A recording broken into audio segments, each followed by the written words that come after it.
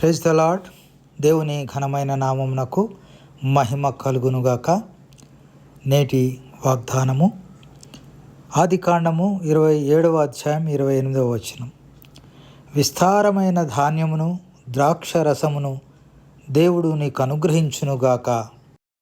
గోధుమ యవలను ద్రాక్ష గెలలను దానిమ్మ ఈతల జల్దరు చెట్లను అంజూరాడలతో మము తృప్తిపరచి ఏదెను వనమును మా కొరకు సాగెను.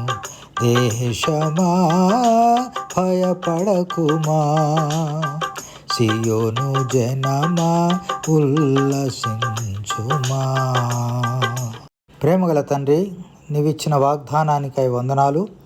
సమృద్ధి ఆహారం మీరు మాకు దయచేస్తున్నందుకై స్తోత్రములు. యేసయ్య నామంలో ప్రార్థిస్తున్నాం తండ్రి, ఆమెన్.